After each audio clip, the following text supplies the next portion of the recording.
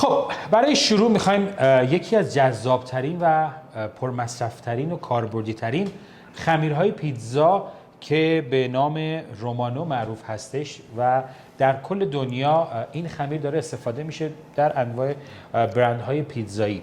حالا ممکنه یه مقدار توی رسیپی تو هر کدوم اون بالانسش و مقدارش بالا پایین باشه و کم و زیاد بشه، ولی سعیمون بر اینه که اون اصالتی که داره اون خمیر و کاربردی ترین هستش برای شما عزیزان و مواد اولیه‌اش قابل دسترس رو بهتون آموزش بدیم تا بتونید بهترین خمیر رو برای استفاده توی خونه، داخل رستوران، حجم زیاد، مقدار زیاد بتونید درست کنید و استفاده کنید. خب شف گردی مواد اولیه رو لطفاً خدمت دوستان بگو که ببینیم مقدار موادمون چی است. موادی که داریم اینجا 1 کیلو آرد 3-0، 150 سی سی شیر، 400 سی سی آب، 60 سی سی روغن مایع، 5 گرم بیهود دنده، 3 گرم خمیر مایع، 15 گرم شکر قهوه‌ای، 15 گرم شکر سفید و 10 گرم نمک. بریم سراغ درست کردنش. در حین درست کردن من سوالاتی دارم که سوالات شما عزیزان هست و مطمئنم در حین درست کردن این خمیر براتون پیش میاد که از شف گردی میپرسم و تمام این جوابهایی که به من داده میشه مطمئن باشید راجبش تحقیق شده، تجربه پشتش بوده و مطمئن باشید اون نکاتی که داریم الان به شما عرض میکنیم و برای شما قابل استفاده خواهد بود در مسیر کاری و پخت و پزی این خمیرها و حالا پیتزاهایی که بعدش از این خمیر میخوایم آموزش بدیم بسیار قابل استفاده خواهد بود. پس به این نکات دقت کنید. بریم سراغ اضافه کردن اول کدوم یکی از مواد؟ اول مایعاتمون رو اضافه میکنیم توی ظرفی که داریم. 400 سی سی آب، 150 سی سی شیر. خب قبل از اینکه بریم سراغ بعدی، ما الان آب و شیری که استفاده کردیم دماش باید چه دمایی باشه؟ دمای محیط، ولی بستگی داره حالا شما زمستون باشه و دمای محیط متغیر تو فصل‌های مختلف. معمولا دمای محیط بین 24 تا 26 درجه است. بهتره که مناسب ترین دما برای خمیر مایع که بتونه رشد کنه و تخمیرش انجام بده بین 25 تا 30 درجه است. یه سوال دیگه که پیش میاد، ما شیر پرچرب استفاده کنیم یا کمچرب؟ شیر پرچرب. پرچرب. و برای من رستوراندار وقتی بخوام این خمیر رو درست کنم، شیر برای من هزینه بره. توی خونه بسیار خب پیشنهاد میشه با شیر امتحانش کنید، چرا که اون پوک بودن و تمام مزه‌ای که شیر به این خمیر میده خیلی متفاوته تا به آب. ولی ما میتونیم این رو شیر رو جایگزین کنیم و چیز دیگه استفاده کنیم؟ قطعا همونجوری که گفتید وقتی که با شیر باشه بافت بهتر و خمیر نهایی ما خیلی بهتره، طعمش خاص‌تره. ولی میتونید از 550 سی سی آب تنها آب خالص استفاده کنید و هیچ ایرادی نداره. پس پیشنهاد ما به شما اینه که حتما رسیپی رو به همین روال با شیر استفاده کنید. حتی توی رستوران اون قیمت تموم شده رو میتونید با کاستی که در میاد، قیمت گذاری که انجام میدید، با کیفیت خوب اون مشتری رو حفظ کنید و بهش بهترین کیفیت رو بدید. بریم سراغ مرحله بعد. در مرحله بعد ما 2 مدل شکر استفاده کردیم که شکر 15 گرم شکر قهوه‌ای و 15 گرم شکر سفیده که به این ترکیبمون اضافه میکنیم. سوالی که اینجا پیش میاد، ما شکر قهوه‌ای استفاده کردیم. آیا جایگزین شکر قهوه‌ای میتونه شکر سفید باشه یا خیر؟ ما در مورد شکر هم میتونیم که از 30 گرم شکر سفید استفاده کنیم، ولی به خاطر این ما از شکر قهوه‌ای استفاده کردیم به صورت 1 به 1 که وقتی که پختی که خمیرمون در نهایت به ما میده، پخت نهاییمون یک کراست ترتر و کاراملی‌تر و قهوه‌ای و خوشگل‌تری به ما میده. پس علت استفاده شکر قهوه‌ای همینه. بریم ادامه کار. خوب هم میزنیم تا اون شکرمون حل بشه توی مایع و الان خمیر مایعمون رو اضافه میکنیم. قبل از اینکه میکسش کنی، خمیر مایع سوال خیلی از عزیزانه که ما چه نوع خمیر مایع هایی برای کدوم کشورها یا از کجا تهیه کنیم که اون طعم اصلی و بافت اصلی هر خمیری از خمیر مایع است. ما به دوستان چه پیشنهادی بدیم یا بنده طبق تجربه‌ای که داشتم پیشنهاد میکنم که حتما از خمیر مایعی که از داخل کشور خودمون تولید میشه استفاده کنیم، چون به نظر من طبق تجربه‌ای که داشتم تست کردم خمیر مایعی که وارداتیه مثل فرانسوی‌ها یا مارکای دیگه به نظر من با آردای خودشون سازگار و خوب در میاد و بهتره که با آردایی که خودمون داریم داخلی استفاده کنیم. از خمیر مایع هم از تولید داخلی استفاده همین داخل کنیم. باشه. انتخاب اول من برند فریمان، گلمایه و رضوی. این سه تا خیلی خوب هستن و جوابای خوبی گرفتیم ازشون. بسیار. چند وقت میتونن نگهش دارن و کجا باید نگهش دارن؟ بهتره که خیلی ها میگن که توی یخچال نگهداری بشه، ولی بهتره که جای خشک و خنک، دمای محیط به نظرم و دور از نور خورشید باشه که درست. بتونه رشد کنه، چون خمیرمایه موجود تک سلولیه و زنده است. بریم سراغ ادامه کار. ممنون. این خب مواد همش میزنیم تا مواد یک دست بشه. بله. خب و یک مرحله دست بعد شد، میریم برای مواد خشکمون که اینجا 1 کیلو آرد رو داریم همونطور که گفتیم، 10 گرم نمک، 5 گرم بهبود دهنده. بهبود دهنده چیه؟ بهبود دهنده بهبود دهنده همون بیکینگ پودره یا اینکه نه فرق میکنه؟ بهبود دهنده در واقع همون مواد مغذی و مفید داخل آرده که توسط کارخونه‌ها تجزیه میشه، حالا یه ترکیبات دیگه توسط خود کارخونه‌ها بهش اضافه میشه و ارائه میشه توی بازار که میتونید از لوازم قنادی‌ها تهیه کنید. کاربرد بهبود دهنده توی آردایی که ضعیفن و مقدار پروتئین پایینی دارن استفاده میشه که در نهایت باعث موندگاری حالا نون یا خمیر یا هر چیز دیگه‌ای که مربوط به بیکری میشه و باعث میشه که بافت بهتر و همونجوری که گفتم موندگاری بیشتر داشته باشه و خمیرمون دیرتر بیات بشه. بسیار عالی. بریم سراغ اضافه کردن آرد حالا کم کم. و من باز یه سوال دیگه که دارم، دوستان چه آردی استفاده کنند؟ هم برند رو بگو. به نظر من چیزی که ما داریم مصرف می‌کنیم توی رستوران ها و بسیار با کیفیت و مشتری راضی ان، و اینکه چه نوع آردهایی باید با هم مخلوط کنیم که بشه اون در نتیجه آردی که به ما خمیر درجه 1 رو میده. مناسب ترین آرد برای پیتزا در کل آردیه که پروتئین بالای 12.5% داره، همون گیلتون که آب بیشتری رو میتونه جذب کنه و زود شل نمیشه. درسته. و یه تستی که همیشه به صورت تجربی ما میتونیم بگیم پروتئین آردمون کافیه یا نیست، اینه که ما آرد رو مشت میکنیم و یه فشار میدیم به این صورت و وقتی میکنیم اینجوری باید گوله گوله بشه، توپی بشه. اگر این اتفاق نیفتاد مشخصه که این میزان پروتئین این آرد کمتر از اون درصدیه که گفتیم و مناسب نیست برای پیتزا. بسیار عالی. چه برندی ما داریم استفاده میکنیم؟ ما اینجا داریم از برند گنبد محمدی استفاده میکنیم که خیلی خوبه. اول پیشنهاد میکنم از این برند استفاده کنید. در مرحله دوم بهتره که از برند کلاله و در گزینه آخرم به نظرم برند خوشه فارس خیلی خوبه و این سه تا برند گنبد محمدی، اینا رو ما از لوازم قنادی میتونیم خرید کنیم. حالا دوستان تو خونه یا توی هر شهری ممکنه این آرد رو بخوان درست کنن. این آردایی که زده روش آل پورپوز فلاور یا آرد 3-0، آرد همه کاره‌ای که میتونیم باهاش کیک بپزیم، نون بپزیم، شیرینی بپزیم، اون آرد هم امکان پذیره.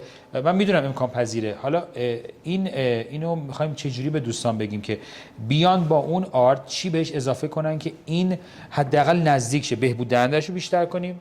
این باز سوال منه که حالا بهتره که به دوستان میتونیم با همین تستی که گفتم بله. اگه منسجم نشد کنارش بهبود دهنده و گلوتن از لوازم قنادی تهیه کنیم و اونو بهش اضافه کنیم. آره.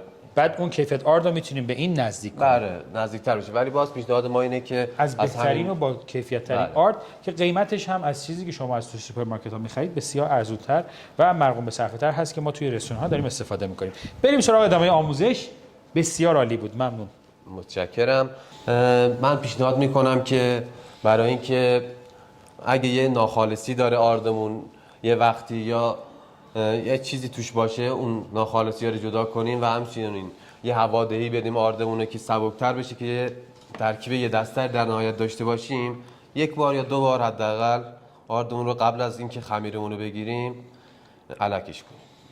بسیار عالی. ما آرد رو کم کم اضافه میکنیم و شروع میکنیم به هم زدن با قاشق. حالا یا شما میخواین میکسش کن، مخلوطش کن. بله. اضافه کردن این یک بار اشتباهه یا اینکه نه مشکلی پیش نمیاره؟ مشکلی پیش نمیاد ولی بهتره که کم کم اضافه شه. آره کم کم اضافه بشه تا بهتر و میکس بشه تا یک دست بشه. بعد ما این مقدار خمیری که داریم الان درست میکنیم به ما چند تا چونه میده با مقدار مواد اولیه که گفته شد؟ الان داریم میگیریم با 1 کیلو آرد حدود 6 تا چونه 280 تا 300 گرمی به ما میده که میتونیم باهاشون یه پیتزای 32 تا 34 سانتی داشته باشیم. 32 تا 34 سانتی هم میشه همون پیتزای ایتالیایی که الان توی تقریبا 70-80% رستوران ها همین سایز هستش. حالا بزرگتر باشه میشه خانواده، کوچیک‌تر باشه میشه پیتزای یک نفره به قول رستوران ها که حالا دارن سرو میکنن، ولی استانداردش معمولا همین سایز هستش. بعد اینکه ما اگه بخوایم این مواد رو که خمیر داریم درست میکنیم رو توی حجم بالا، مثلا برای روزی 200 تا خمیر بخوایم توی رستوران درست کنیم، به نظرت ما این رو تو چه وسیله‌ای و چطور درست کنیم بهتره و منطقی تره؟ قطعا که امکان پذیر نیست که شما با این سیستم و با دست بگیرید و حتما باید از خمیرگیر استفاده کنید. همین سوال من باز دوباره ببخشید بین صحبتت، خمیرگیری که استفاده می‌کنیم برای این خمیر چه مدل خمیرگیری های امکان پذیر هست؟ خمیرگیر اسپیرال هست که خیلی خوبه و 2 سرعته است و شما رو میتونه یه خمیر نهایی ایدئال رو به شما بده و پیشنهاد میکنم حتما در انتخاب اولتون خمیرگیری اسپیرال باشه. خب خمیرگیری اسپیرال یه مقدار گرونه. ما میتونیم این خمیر رو با خمیرگیری دیگه، مثلا خمیرگیری‌های ساده‌ای هستش که توی نونوایی بربری و تو نونوایی لواشی استفاده میشه که قطر خیلی بزرگی هم داره، مثلا 20 کیلویی 30 کیلوییش رو میتونیم توش درست کنیم این خمیر به عمل میاد؟ بله امکان پذیر است، ولی ما باز گفتم پیشنهاد همون اسپیرال هستش که خیلی بافت بهتری میده چون 2 سرعت است و ما در ابتدای خمیرگیری از سرعت اسلو و در چند دقیقه پایانی از سرعت تندتر استفاده میکنیم که باعث میشه که بافت گلوتونی خمیرمون آزاد بشه و خمیرمون منسجم‌تر باشه. پس ما توی خونه هم بدون دستگاه خمیرگیر یا میکسر میتونیم این خمیر رو درست کنیم، ولی یه مقدار کار شما سخت‌تر میشه، چرا که باید حالا یه مقدار که الان با قاشق میکس شد بعد با دست بریم تو دل کار و بیشتر باید ورزش بدیم تا حرارت دست و گرمایی که داره باعث بشه اون خمیرمایه به عمل بیاد و اون بافتی که از خمیر ما انتظار داریم و بهش برسیم. بله الان همینجور که فرمودید ما دیگه وقتشه که الان بافت خمیرمون سفت شد، تقریبا با قاشق سخت میشه دیگه کار کردن و با دست باید بریم توی دل کار رو حسابی ورزش بدیم و بعد از چند دقیقه بیاریمش سطح کار. اینم من پیشنهاد میدم برای درست کردن این خمیر حتما از دست بدون دستکش استفاده کنید که گرمای دست و اون حسی که دست به خمیر میده مطمئنا خیلی خیلی بهتر از زمانی هست که ما دستکش داریم. روغن رو که اضافه میکنیم؟ روغن رو هم بعد از یک تمام آرد رو اضافه کردیم و خمیر داشت دیگه کم کم تشکیل میشد، اون 5 دقیقه پایانی بهش اضافه میکنیم. و روغن چه نوع روغنی باید باشه؟ مثلا برای خوشمزه شدنش نمیتونیم کره استفاده کنیم؟ به جای روغن میتونیم از کره هم استفاده کنیم یا از ترکیب کره و روغن استفاده کنیم، ولی برای حجم بالا و کار رستورانی وقتی که کره قاعدتا بره تو یخچال خمیرمون رو کوچوله کردیم و رفت تو یخچال سفت میشه و برای زمانی که میخوایم خمیر رو پنگ کنیم و تاب کنیم اذیت میکنه و اون سرعت کار رو میگیره. از روغن آروماتیک هم میتونیم استفاده کنیم دیگه، روغنایی که حالا اسرار طعمدار شدن که حالا تو ویدیوهای دیگه آموزش دادیم. این روغن اگر روغن زیتون بودار باشه خوش عطر و خوشمزه تره یا اینکه روغن بیبو یا حالا روغن مایع؟ برمیگرده به سلیقه خودشون، ولی ما تو رستوران معمولا از روغن زیتون بیبو استفاده میکنیم که هیچ مشکلی برای سلیقه های تمام افراد پیش نیاد. پس روغن زیتون بودار یه مقدار سلیقه‌ایه و اصالتش اینه که روغن زیتون بودار باشه، ولی ما توی رستوران ها چون عامه رو در نظر میگیریم از روغن زیتون بیبو و روغن مایع استفاده میکنیم، روغن ذرت. من الان یه مقدار از آردم اضافه اومده، من اگه الان به خمیر اضافه کنم فکر میکنم اضافه باشه. چرا همچین اتفاقی پیش میاد؟ مهمترین دلیلی که باعث میشه این اتفاق بیفته اینه که درصد گلوتن‌های آردایی که استفاده می‌کنیم متفاوته. درسته؟ اگه درصد بالایی داشته باشه قاعدتاً آب بیشتری جذب میکنه. بله. و الان ما برای این 1 کیلو آردایی که معمولا استفاده می‌کنیم یه خمیر خوب و منسجمی به دست میاریم با 550 تا مایه که داشتیم، ترکیب شیر آبی که داریم. ولی اینجا ما آردمون ظاهراً پروتئین و گلوتن بالایی داشته، درصدش زیاد بوده و 50-60 گرم آرد اضافه اومده. بله. پس حالا اونو بریم سراغ ورز دادنش و اینکه به دوستان نشون بدیم. بافت رو شما مشاهده کنید و به این بافت که رسیدید نشون دهنده اینه که آردش کافیه. بریم سراغ توضیحات، ادامه توضیحات. الان یه 5 دقیقه دیگه از ورز دادنش مونده که ما الان روغنمون رو تو چند مرحله بهش اضافه میکنیم. پس به این نکته نگاه کنید، طریقه ورز دادنش توی این حجم کم وقتی با دست داریم این کار انجام میدیم، اون گرمای کف دستی که داره به خمیرمون میخوره بسیار مهمه و شما باید حتما این نکته رو رعایت کنید. حالا تو حجم بالاتر که میره داخل خمیرگیر و بسیار ساده است و یه همچین پیچیدگی اصلا نداره. روغن هم که همینطور که داریم ورز میدیم کم کم اضافه میشه. مقدار روغن هم که گفته بودیم. بله. دقت کنید باید به این صورت کششی و یا ضربه‌ای وقتی که با دست خمیرمون رو میگیریم انجام بدیم که نایه‌های گلوتن آرد قشنگ باز بشه و یه خمیر منسجم و کیسان خوبی داشته باشه خمیرمون. چه مدت بعد این کار انجام بدیم؟ در کل تایم خمیرگیریمون حدود 1 ربع که بین 5-6 دقیقه شو میاریم سطح کار و با دست به این صورت ورزش میدیم. مهمه که سطح کاری که داریم این کار رو انجام میدیم حالا سنگ باشه، چوب باشه یا مهم نیستش. از لحاظ گرمایش سرمایش بهتره که سنگ باشه که گرمای محیط باشه. آره دمای محیط باشه که اون دمای نده به خودش خمیر کمک میکنه. آره سرد باشه و دمای خمیر بالا نره که اون خمیر مایش به سرعت زیادی شروع به رشد و تخمیر کنه و خمیرمون رو ما نتونیم تایم زیادی داشته باشیم.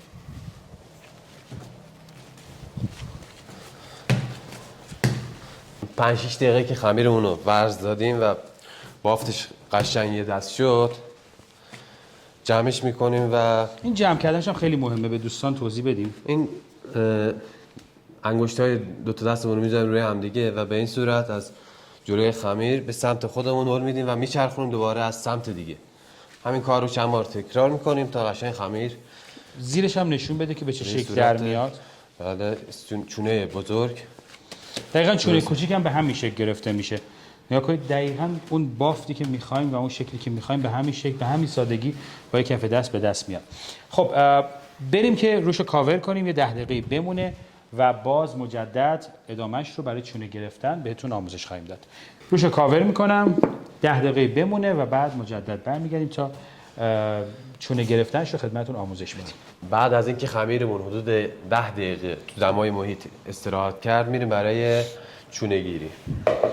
یکی از نشونه های این که خمیرمون به عمل اومده، اون خمیر مایه، اینه که به این شکل برش میزنیم و همونطور که بافت رو دارید مشاهده میکنید این بافتی که نشانه های به عمل اومدن خمیر و اون حبابایی که داخلش زده، اون بافت یه دستش که قشنگ حالت کیسانی داره، نامش مهمه. این خمیر یکی از خمیرهای ایدئالیه که توی تمامی رستوران‌های یعنی توی پیتزا فروشی ها به شکل پیتزا ایتالیایی در حال سرو هست که بافت ترد و لایه نازکی رو شما میتونید از این خمیر برای درست کردن پیتزاتون داشته باشید. وزنمون چطوره؟ وزن چونه‌هایی که داریم برای قطر پیتزای 32 تا 34 سانتی بین 280 تا 300 گرم باید باشه. کل خمیر اون رو به همین ترتیب به اندازه‌های 280 گرمی تقسیم می‌کنیم. ما به این نیاز داریم که حالا توی رستوران حتما این ترازو رو داشته باشیم، این کارتک رو داشته باشیم برای اینکه سرعت کارمون رو بالاتر میبره و از نظر هزینه‌ای برای شما میتونه مرغوم به صرفه تر باشه، چرا که همه اندازه های خمیرهاتون یک دست در میاد. و حالا توی خونه ایراد نداره اگر مقدار وزنش 10-20 گرم بالا پایین شد، زیاد سخت نگیرید. اگه ترازو هم نداشتید ایرادی نداره. بعد از اینکه اندازه زدیم و وزن‌ها یک دست و دقیق در اومد، میریم سراغ چونه گرفتن که به این قسمت خیلی دقت کنید و حالا اون دوربین نشون میده که چطور ما اینها رو اینجا اگه لطف کنی یه مقدار اینورتر باشه ممنون میشم. بریم سراغ چونه به گرفتن. چند روش ما میتونیم خمیرمون رو چونه کنیم که متداول ترینش به این صورت هست که ما خمیرمون رو به این صورت توی دو تا دستمون میگیریم و به این صورت به سمت داخل جمع میکنیم و میچرخونیم تا دور خمیر به سمت داخل جمع بشه و روش هم به این صورت صاف و صیقلی در بیاد و برمیگردونیم و پشتش هم به این صورت حالت بخچه‌ای میبندیم. این ساده ترین و راحت ترین راهشه. خب برای گذاشتن داخل پالت که حالا اینا پالت های پلاستیکیه برای رستوران، ما نیازی به چرب کردن یا آرد زدن داخل این ظروف رو نداریم.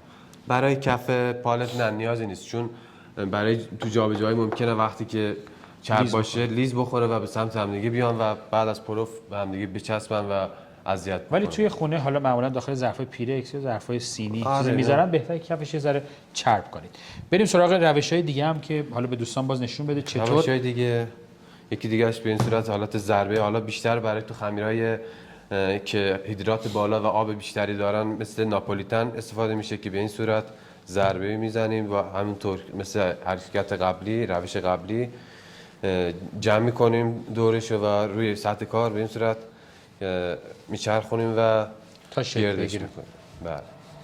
اونم به کمک انگشت کوچیک هست دیگه، با بله، دو تا کف انگشت کوچیک سمت هم و به این صورت چرخشی میچرخونیم و به سمت کار خودمون. پیچیده‌ای نیست، فقط تمرین میخواد که مطمئناً حالا دوستانی که توی رستوران استفاده میکنن که عادت دارن به این موضوع و توی خونه هم به همین سادگی میتونید چونه بگیرید و خمیرا رو بذارید که استراحت کنه.